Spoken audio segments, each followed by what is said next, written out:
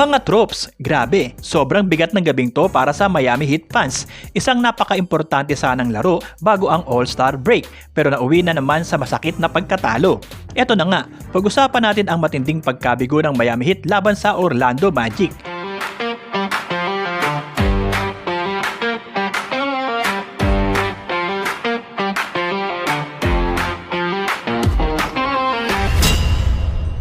Tinalo ng Orlando Magic ang Miami Heat 133-124 sa isang laro na dapat sana ay turning point matapos ang brutal na 5-game road trip ng Heat sa loob lang ng 7 araw.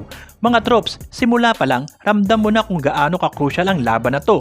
Kailangan ng Miami Heat ang panalo para makahanap ng consistency, pero kabaliktaran ang nangyari.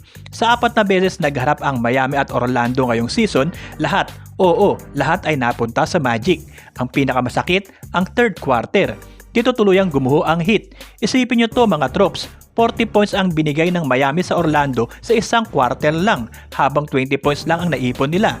Dagdag pa riyan, 18 turnovers na naging 24 points para sa Magic at 64 points sa paint ang pinakawalan ng depensa ng Heat. Parang sirang plaka na, sabi nga ni Coach Erik Spoelstra. Malakas sa first half tapos biglang nawawala sa second half. At sa home floor pa to nangyari mga troops, mas lalong masakit tanggapin. Pagkatapos ng laro, diretsahang nagsalita si Norman Powell.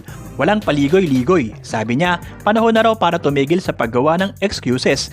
Hindi na pwedeng idahilan ang pagiging young team.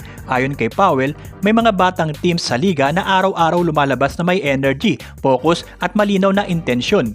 Si Powell mismo ay nagtala ng 22 points sa talo, pero inako rin niya ang responsibilidad, lalo na sa depensa.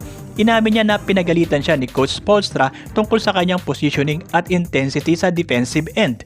Para kay Powell, kailangan magsimula agad ang pagbabago, lalo na sa paglabas sa second half. Kung tutuusin mga troops, hindi talento ang kulang sa Miami Heat. Ang kulang ay consistency at mindset. Ilang beses na silang nagkakaroon ng opportunity para sa isang signature win, pero paulit-ulit na hindi nila nasasakyan ang momentum. At ngayon nalampas na sila sa halfway point ng season, bawat laro ay may bigat na pagdating sa seeding at playoff positioning. Sabi nga ni Powell, crunch time na. Dito na nagsisimulang magbilangan kung sino ang aangat at sino ang may iwan sa play-in purgatory. Kung hindi agad maayos ang paraan ng paglabas nila sa second half, baka paulit-ulit na lang ang ganitong kwento. Sa kabila ng talo, si Simone Fontecchio ang nanguna sa Miami Heat na may 23 points, kabilang ang career high na 6 na 3. Samantala, si Bam Adebayo ay nagtala ng 21 points, 12 rebounds at 7 assists, pero hindi pa rin sapat para pigilan ang Magic.